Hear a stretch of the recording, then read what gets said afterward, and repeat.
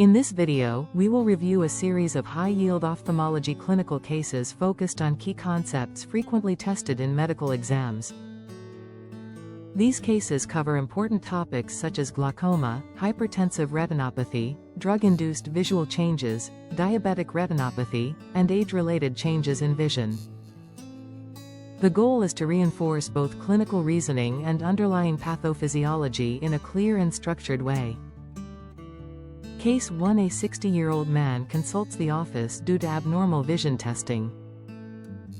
The patient feels well and has no ocular symptoms.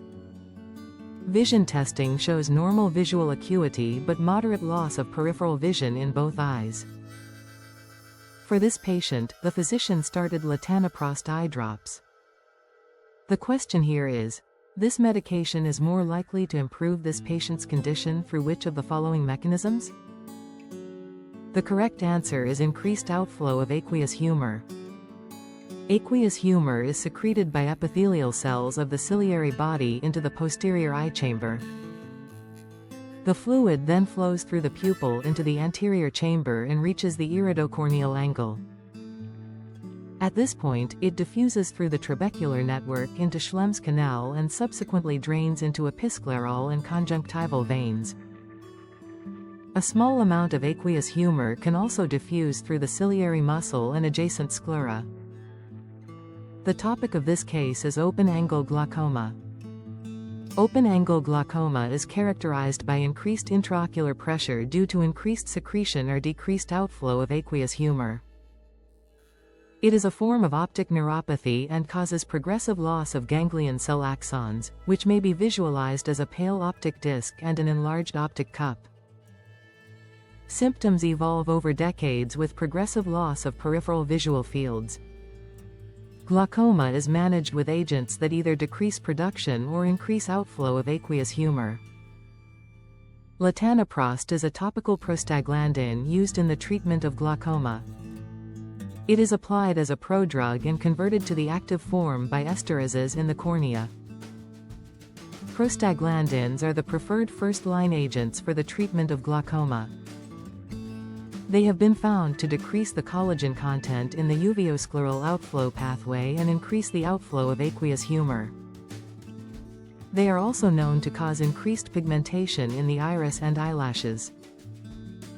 Case 2: A 62-year-old man with a history of poor medical follow-up comes to the office. He has difficulty seeing and reports blurry vision for the last 2 weeks.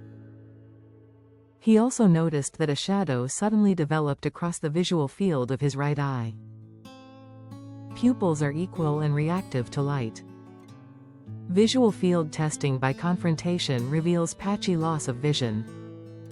A flame-shaped retinal hemorrhage in the right eye is noted on fundoscopic examination. The question for this case is, what is the most likely cause of his visual disturbance? The correct answer is hypertension. This patient has an acute retinal hemorrhage most likely caused by severe, poorly controlled hypertension. This condition typically causes painless, unilateral visual disturbances, ranging from mild obscuration without loss of visual acuity to permanent blindness. Severe hypertension in retinal precapillary arterioles leads to endothelial disruption, leakage of plasma into the arteriolar wall, and fibrinoid necrosis.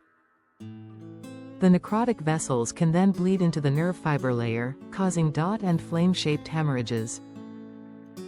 This diagnosis is confirmed by direct ophthalmoscopic evaluation.